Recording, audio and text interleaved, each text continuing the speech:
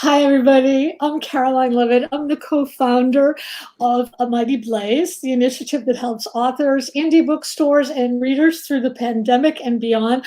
And we have somebody really exciting today, a monumental, Chris Bohjalian. I want to just tell you something personal about Chris first before I go into how amazing his book is. Chris is one of those writers who is so generous to other writers. I first met him, I guess it must have been like I don't know, it's from my ninth novel when nobody really knew who I was. Pictures of You, 2011. See, I told you. It's a great, fantastic novel. I mean, it's about a photographer and it's the tape and there's the fog and my wife's a photographer and we both fell in love with it. I told you. He allowed me to share his stage at Rainy Day Books with 500 people. Not only that, he went on first, and the first thing he did was he talked about my book. And because I was wearing cowboy boots then all the time, he wore bright yellow sneakers. That's the kind of person he is. Her boots are way cooler. He's an extraordinary writer. And his new book, The Art of the Witch, is a Barnes & Noble Book Club pick for May, an Indie Next pick for May, a Read It Forward most anticipated book, a Lit Hub most anticipated book, a Crime Reads most anticipated book. And I want to read you just some of the amazing, amazing praise for this book. And I got to tell you, it's like my favorite of all of his books, but I always say that every book of yours I read. I could say that about you too, Carolyn. This is from the Washington Post Book World. Hour of the Witch is historical fiction at its best, insightful and empathetic, thick with details as chowder is with clams, handled with great skill and delicacy. The book is a thriller in structure and a real page turner, the ending both unexpected and satisfying. We will talk about that ending. Here's something from Booklist, a starred review. Throughout Bohjalian's prolific career, he has rewarded readers with indelibly drawn female protagonists, and the formidable yet vulnerable Mary Deerfield is a worthy addition to the canon.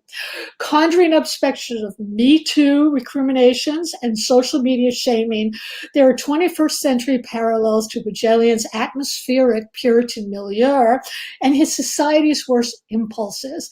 Bohjalian is a perennial favorite, that's true, and the Salem witch hunt drama has a special magnetism. And so, okay, so let's talk more about Chris. His 2018 novel, The Flight Attendant, which was a fabulous movie, so much fun, debuted as a New York Times, USA Today, Wall Street Journal, Publishers Weekly, and national indie-bound bestseller. Oh, I lost my place. I'm so sorry. It was just reviewed for a second season. That's even better. His most recent novel, The Red Lotus, is a twisting story of love and deceit. They debuted as a national bestseller. Now, you have to be really extraordinary to be able to do that.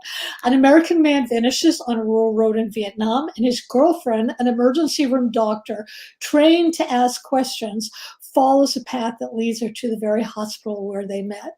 It's also in development for a TV series from the team that brought us A Discovery of Witches, Vikings, and Poes. The paperback is now on sale. And by the way, you should buy all of Chris's books. If you want to buy his latest signed, go to Vermont Bookshop. Really support the indies. The special 25th anniversary of his 1995 magic realist novel about global climate, Water Witches, was published in 2020. He's, as if that's not enough, he's also a playwright and a screenwriter. His novel Midwives, great book, was adapted for a play which premiered January 21st, 2020.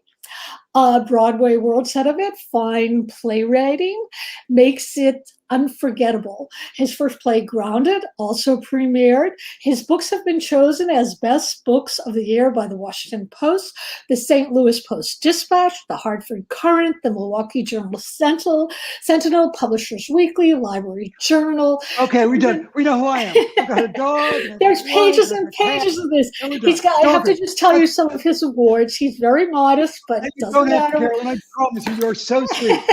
You said enough. You said plenty about me. I'm so Okay. not that cool. He's an award winner. We will just say that. He's an award winner, and he's also incredibly, extraordinarily modest.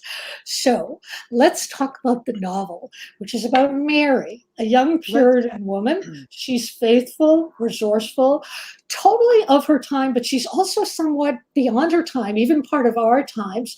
She's afraid of the demons that dog her soul, and she's plotting her escape from an abusive husband to Thomas. What I didn't realize is that people could be divorced back then. I thought divorce just happened in the 1950s as a new thing. So I always want to know the origin story of any novel, like what was haunting you. So please tell us what was haunting you with this one. I've been fascinated by Puritan theology since college. Imagine living in a world where Satan is as real as your neighbor. Imagine living in a world where you are constantly wondering, am I saved or am I damned? Now, whenever we think of witches in America, we go right to Salem, 1692. But 30 years before Salem, in 1662, Hartford was hanging witches. In 1656, the governor of Massachusetts had his own sister-in-law hanged as a witch. Oh my God. So I was looking for a way in that wasn't necessarily Salem, and I came across an obscure 3-line reference in Boston's Court of Assistants. In 1672, Elizabeth Nanny Naylor successfully sued her husband for divorce on the grounds of cruelty, what today we would call domestic violence. And Carolyn, just like you, when I thought of the Puritans, I didn't go first to divorce. But when I went down the rabbit hole, I learned that 31 times couples divorced in 17th century Boston. There were 5 reasons you could divorce: polygamy, desertion, adultery, and you will love this when you think of the Puritans, impotence, and one time, cruelty. Wow. And that was my way in. Imagine being a woman so courageous, knowing how toxic her marriage is, that she goes before Boston's 14-person, all-male court of assistants and pleads for divorce, knowing how high the stakes are and how easy it would be for this to devolve into a witch trial. And I was off and running. I mean, Hour of the Witch is one novel, in 2 parts. But I called the 2 parts the Book of the Wife and the Book of the Witch. Yeah, and that's a brilliant bit of structure, because it's what I love so much is in writing, you're always trying to ramp up the conflict and the drama. And the first part, you think, this poor woman, she has it so bad. She has to leave her husband. She's being cruelly treated. He'll probably kill her.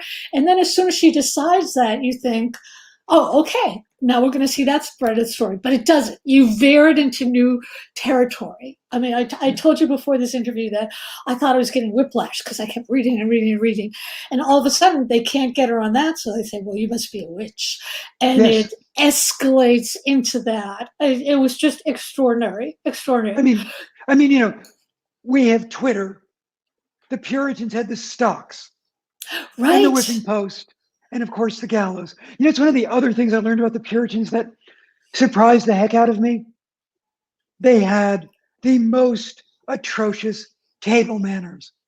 Really? And that would become instrumental in the novel. Yeah. First of all, they drank beer like it's spring break in Miami.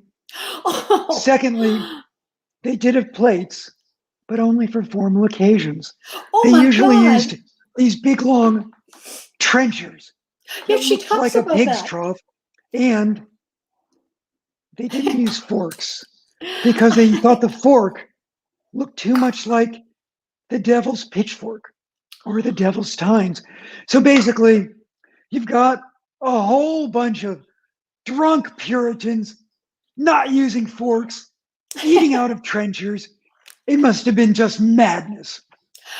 Let's talk about that madness a little bit. I mean, the whole time that I was reading this, what made me so glued to the page was that first I thought about the Crucible. Then I was thinking about Handmaid's Tale. And by the way, perfect. Margaret Atwood has said that everything in Handmaid's Tale has happened in history already. She did not make anything up. And also the whole Me Too era. And so much of this has to do with fear of women and fear of sexuality.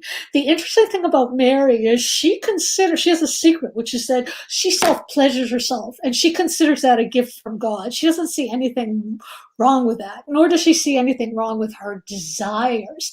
So I wanted to know if you had any thoughts about, it seems like men have always been afraid of women in these cultures, even when they hold the power. I mean, Mary has no power, and yet her husband is clearly worried about her and afraid of her. Do you have any thoughts about why that's continued into today, and why modern politicians and certain groups of politicized people still feel that women are a threat, even as they're continually denying us all rights and equal pay and everything else? I think you're onto three things that are so smart and so spot on. In the 17th century, if you wanted to be hanged, be smart, strong, opinionated, and female. When we think of witches, there are two tropes. There's the old woman living alone in the woods, and then there's the young, beautiful, sexualized vixen. Right. Those are the tropes. Right. And they both scare the living hell out of men, whether it's the Wicked Witch of the West or Samantha Stevens. Right, that's right. So when one of my favorite books I read when I was researching this was Carol Carlson's The Devil in the Shape of a Woman. And I mean, isn't it interesting when some GOP leaders in Michigan wanted to demonize the governor of Michigan 2 weeks ago? What did they call her? A witch. That's the way you degrade. I mean, Anne Hutchinson was never hanged, but she was exiled. She was smart, strong, opinionated. Those women in Hartford, Ann Hibbins, the women in Salem, they were the women who basically said to the men, yeah, you're out of your mind. I'm not going to put up with that. And I must admit, I was writing a lot of this novel during the Brett Kavanaugh Supreme Court hearings. I mean, I could have called it #I believe her. And, and the third thing I want to say, because you're onto something really interesting when you talk about Mary and her quote unquote secret.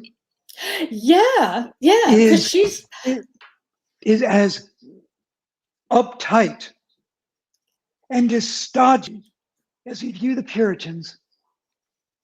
America's first poet was Anne Bradstreet, and her poetry is so beautiful. She, along with Emily Dickinson and Mary Oliver, are my muses, and her poems are about the death of a grandchild, the demise of her library, her questions about faith, and her deep, passionate love for her husband. I mentioned earlier that one of those 31 divorces was for impotence.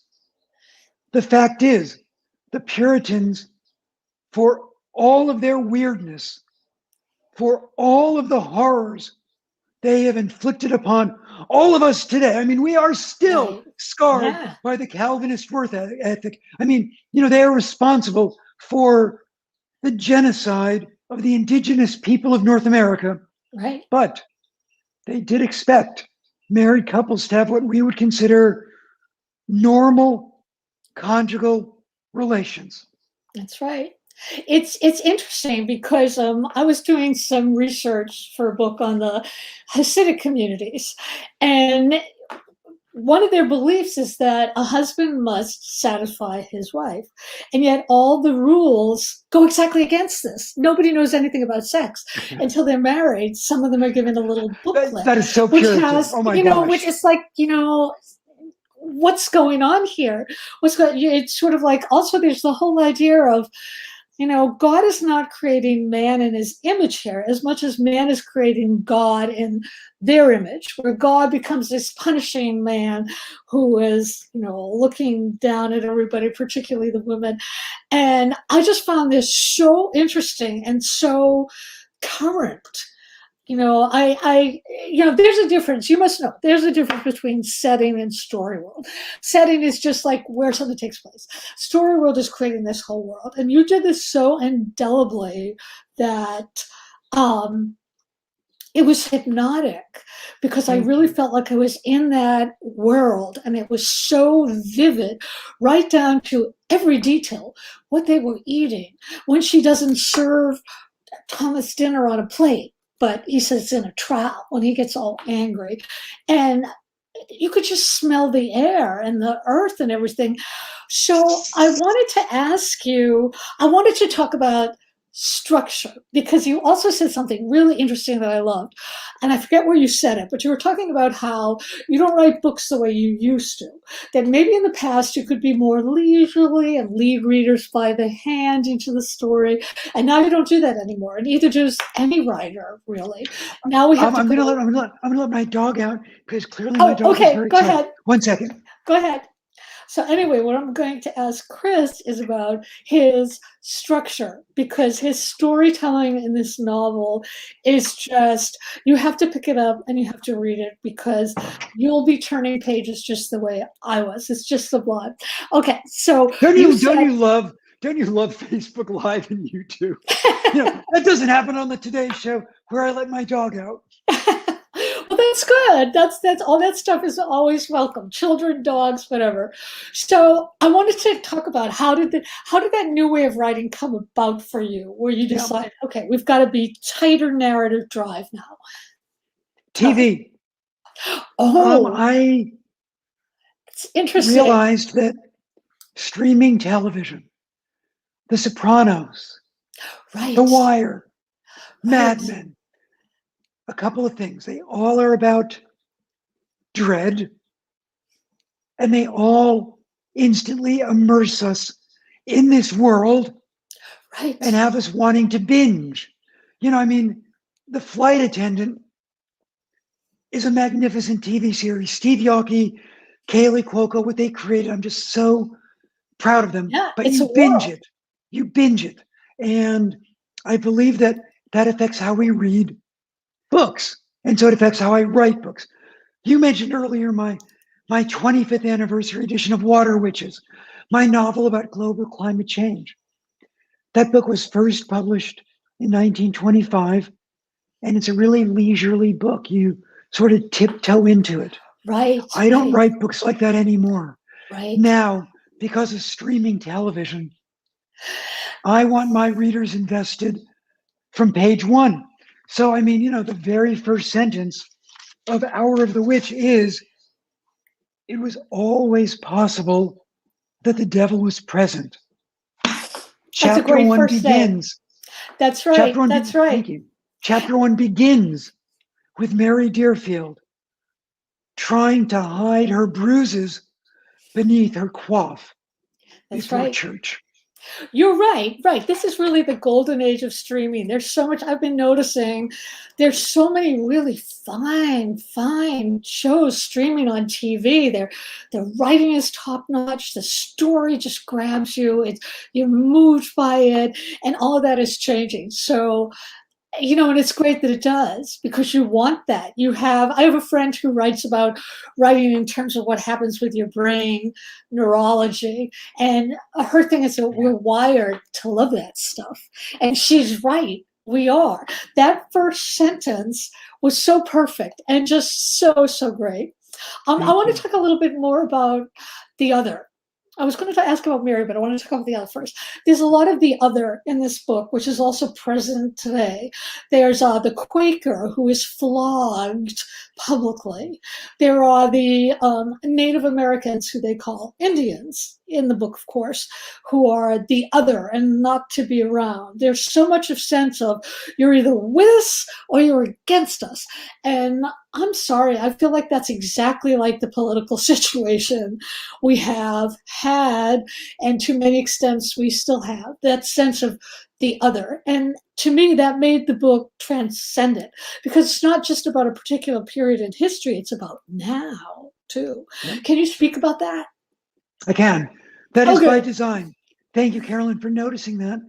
The novel is set in 1662, but it's timely, and it is timely by design. When one of the men on Boston's Court of Assistants hisses at Mary, "You are a nasty woman," the reference won't be lost. When Mary is alone with Thomas, her husband, and is challenging his worst impulses, and he responds to her, "You know what society thinks. You know society is on my side, not yours. You're a woman." It will resonate today. It definitely does. It definitely does. So much of it actually inspired me to, give more money to politicians who I want to be in office or stay in office. And I think that's what it's meant to do, to realize that, what, this has been there all along. And then for a time, we thought it wasn't there, maybe in the 60s and 70s, and now it's come back. And we have to claim our power, and we have to be willing to be the other and to be proud of being the other.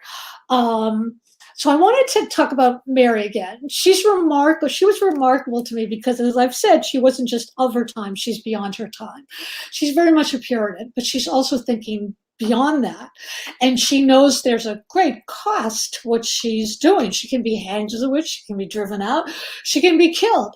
And yet, I don't want to give away the ending, except to say that the ending is totally unexpected and yet totally right. So I wanted to know, in terms of how you write, did you know that was going to be the ending at the time? I never know where my books are I'm so going. glad you said that. You never knew? Okay. I never know my endings. I begin with a really vague premise. Alcoholic, hot mess of a flight attendant, wakes up in bed next to a guy she picked up, and he's dead. A young Puritan woman is in a toxic marriage, and in her attempts to escape it, winds up being accused of being a witch. That's all I know. Then I depend on my characters to take me by the hand and lead me through the dark of the story. So I'm usually maybe 2/3, 3/4 of the way into a book when it's starting to tell me, we're done. You're not Tolstoy. You're not Hugo. You're not Donna Tartt. No one needs a 1,000-page book by you. Wind it down. And I get out 3 big whiteboards and 3 dry erase markers. I love this. Black, red, and blue. And I start plotting it out. If this happens to this character, what happens to this character? Oh, that's interesting. If I do X, what's Y? And you said something so brilliantly Aristotelian a moment ago. You said the ending was satisfying and a surprise. Yeah, that's what you want. That's really hard to do. But that's what Aristotle said is the perfect ending. And you know this, I mean, with or without you, pictures of you, all your books, if you don't stick the ending, right, it's like a beautiful gymnast floor routine, and he or she is great for 2 minutes and 55 seconds, and then he or she doesn't stick the landing. Right. And it's a fail. You've got to get the ending right. And some of my books' endings are train wrecks. I also want to talk about in terms of ending, there's something that I call the never ending story, which is when you close the book, you wonder about the characters and everything's not like all tied up in a bow. And I wondered about, I don't want to give anything away, but I was wondering with future generations of Mary, would they have her fiery spirit? Would they be instrumental in more change? What do you think? Well, one of my favorite writers is Alice Hoffman. And her most recent novel, Magic Lessons, is the prequel to Practical Magic and Rules of Magic. And it's set in the 17th century. And it's the ancestor to the Owen sisters. So, is there ever going to be a descendant of Mary Deerfield? I've never written a sequel or a prequel, but never say never. You never know. Right. Oh, I would love that. Okay. I have one last question for Chris, and then we'll take audience questions. I hope this question is not going to embarrass you, but I want to talk about what a genuinely good person you are. I mean, you're so kind, and you're so supportive of your wife and of your daughter and of women in general. So I want to talk about fame. You're so freaking famous, and yet you're so down to earth, and your sense of gratitude is enormous. I want to know, where did that come from? Because there are a lot of famous writers who are insufferable. I mean, they can be insufferable, and they feel as though it's deserved. But you just seem continually grateful for where you are and wanting to help others. Were you raised with that kind of sensibility? I had great parents, but I was the world's most despicable human being growing up. I was a terrible human being as a young adult. I was just horrible. I mean, I spent my life thinking about the kind of human being I was as a boy and as a young adult and thinking, how in the world did Victoria Blue ever fall in love with me? I mean, I've been with the same woman since I was 18 years Wow. old, and she's read every word I've written. And my daughter's read every word I've written since she was in 8th or 9th grade. And between the two of them and my great editor, Jenny Jackson, somehow we get the books out there. But I am grateful. It wasn't all that long ago that my books sold briskly, but only among people with my last name. And I try never to lose sight of that fact. That's an amazing story. Here's the kind of, I'm gonna tell you one thing about, I don't know if I've ever told anyone this. On the cover of The Law of Similars, the hardcover, is a photograph my wife took. It's of our house where we used to live in Lincoln, Vermont, and the church next door. And I'm doing an event in Minneapolis. And I tell the audience, this is my house on the cover, and this is my church. And I'm currently the Sunday school superintendent. And before that, I was a deacon. And when I'm signing books afterwards, there's a woman I went to college with, and she can't stop laughing. And she says, "Oh my God, you are a Sunday school superintendent? You used to be a deacon." I mean, when I was in college, I will never forget when the head of the Christian church group tried to recruit me, and I said, "Sure, explain Auschwitz to me, and I'll join. Oh my Explain the God. Armenian genocide to me, and I'm there." Now, this past Sunday, I had a deeply confessional essay in the Daily Beast about my faith and everything from the time my father and I stole a Men at Work road sign to decorate my high school bedroom, my dad and I stole the Men at Work sign, to drinking in college like a Puritan, to where I am today. Wow. You created yourself much as you would have created a plot or a book in a way, and with the same kind of truth running through it.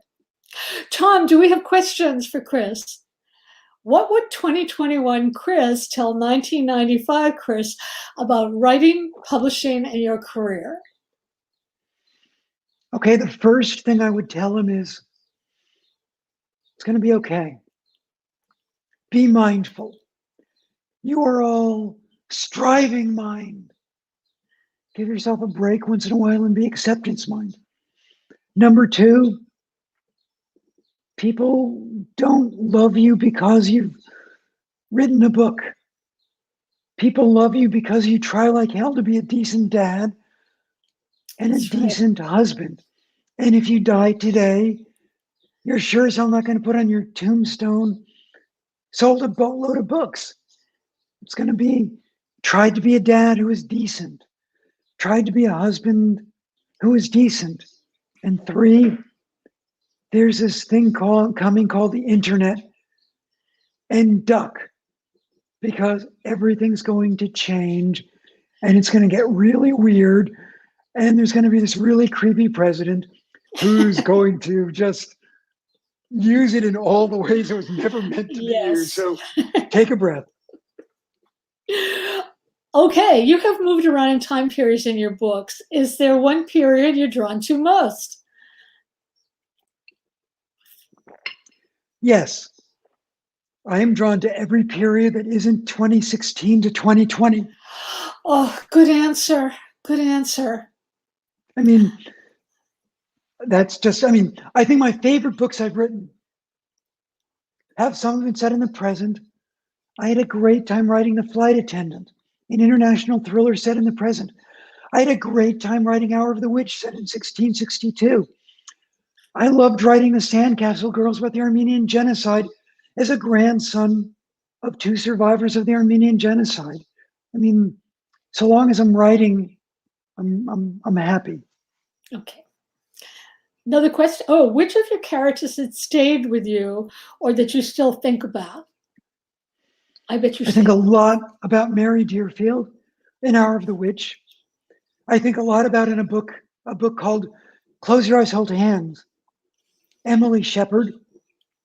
I think a lot about Uri and Rebecca in Skeletons at the Feast.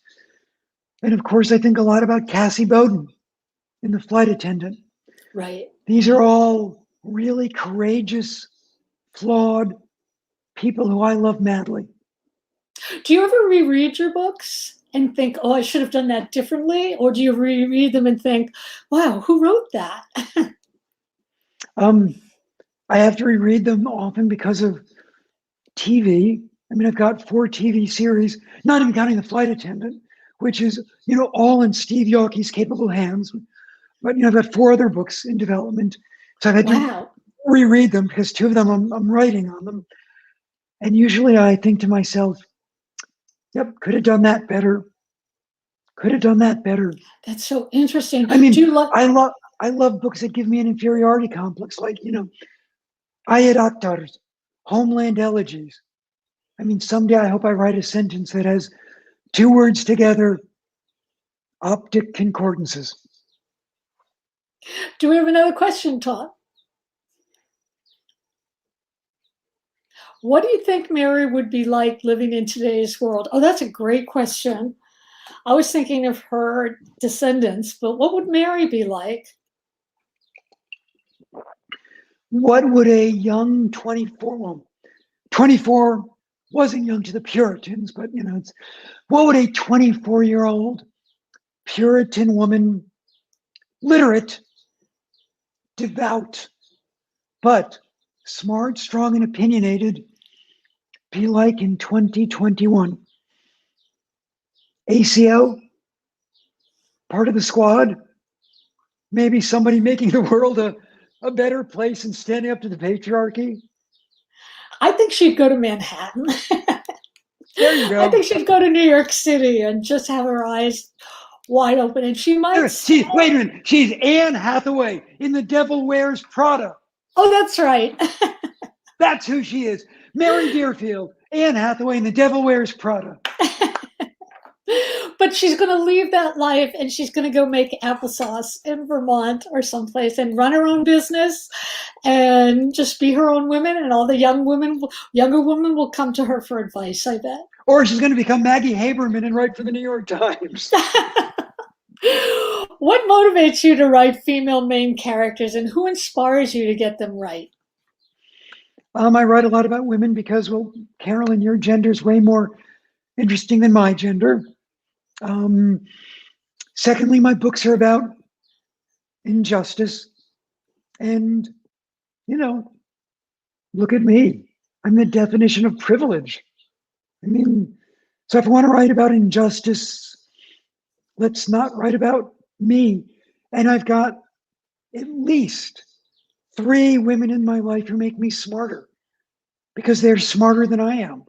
My wife, wonderful. Victoria, my daughter, Grace, and my editor, Jenny Jackson. So long as I've got the 3 of them, I think it's safe that I will write books that have a better chance of working than not. We have time for one last question. This is from Sharon Long. I'm rereading Midwives, and I'm struck about you writing as the voice of a daughter. How were you able to write so effectively as a teenage daughter with the emotions, etc.? Thank you. Thank you, Sharon. And the same could be true about, Mary Deerfield or Laura Petrosian or Cassie Bowden. I begin with the universals. What links us as human beings? And then I start layering in the gender specificities. What makes us different? And, gender's a spectrum. Right. It's a continuum. And I try never to lose sight of that. And, I shared this, I think, last night for the first time in public, but I'll share it again now. When my father was dying in 2011, he lived in Florida. I was flying there every 3 weeks to take care of him, check in, see what was going on. And at one of those visits, my aunt, his sister, pulled me aside and said, "God, thank goodness, Chris, you're the daughter my brother never had." Wow. Wow. That's profound. That's wonderful and strange. And wow. Someone had to check in on him. And That's usually that falls to women. Values. Yeah. Yeah. I want to thank everyone for coming to this most amazing, very special interview. And I want to thank Chris for such an extraordinary book. Oh my God. Everyone, please, there are signed copies at the Vermont Bookshop. Buy all of Chris's books. Buy everyone's books. You can get them signed, Vermont Bookshop. I will be there tomorrow signing books. He'll be there tomorrow. That's great. So you can go and get to meet him. Thank you so much, Chris, for joining us today. One of my favorite writers and one of my favorite people. You are the real thing, and that is the highest compliment I can give anyone. Well, and I want to give it Carolyn, to you. I want to thank you. Right back at you, Carolyn. First of all, everyone pick up With or Without You. It is utterly fantastic. I've got a special affection for, inside joke between Carolyn and me, the very first page. And yes, I can't believe you know that. I can't believe I took that from you. No, yeah, but it's great. Anyway, buy Carolyn's books, all of them, pictures of you, with or without you. Buy Jenna Plum's books. Buy everyone's books. Buy everyone's Thank you books. so much. Thank you, A Mighty Blaze. Thank you, everybody.